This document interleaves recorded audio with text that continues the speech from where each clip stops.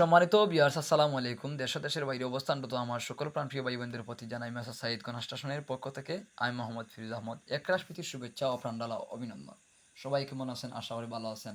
আজকের ভিডিওতে আমরা তুলে ধরব 100% গ্যারান্টি বিল্ডিংয়ের দেওয়ালে ফাটা চিরল ধরবে না যে পদক্ষেপ ব্যবহার করলে। অবশ্যই আমাদের সাথে থাকুন, ভিডিওটা না টেনে। আমরা মেসার্স সাঈদ কনস্ট্রাকশনের পক্ষ থেকে আপনাদের সামনে বিল্ডিং কনস্ট্রাকশনের এ টু জেড পরামর্শ দিয়ে থাকি বন্ধুরা। এই যে দেখছেন আমাদের ইটগুলা, অবশ্যই গাঁথনি করার 24 ঘন্টা পূর্বে ওই গাঁথনিতে ওই ইটে 2 থেকে 2.5 ঘন্টা পানি ব্যবহার করতে হবে।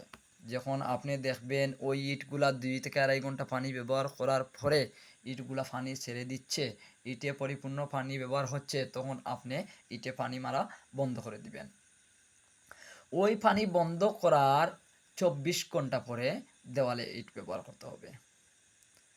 তাতে দেওয়ালে যদি এইভাবে ইট ব্যবহার করেন, দেওয়ালে যে মশলাগুলার বাগগুলা যে আপনি ব্যবহার করবেন ইটের সাথে, ওই মশলাগুলা কখনো ইট থেকে ছেড়ে দিবে না।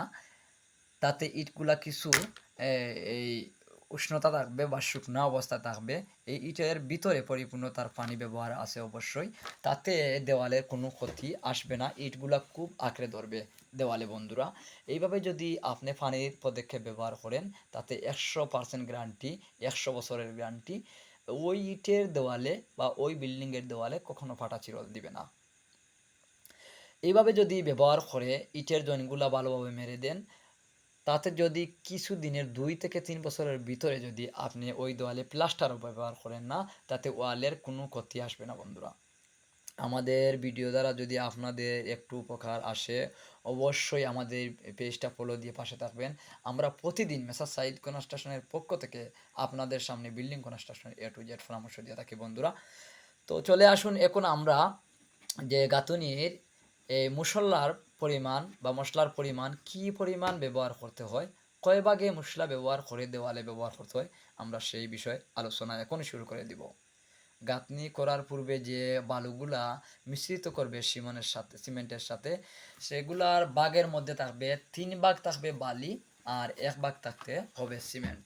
এইভাবে যদি বালি সিমেন্টের বাগ এর পরিমাণ ব্যবহার করেন, অবশ্যই সঠিক নিয়মে ব্যবহার হবে।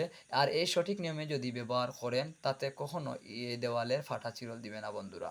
আমি বারবার বললাম, আমরা প্রায় 3000 স্কয়ারের বিল্ডিংয়ের মধ্যে গাঁথনির কাজ শুরু করেছি।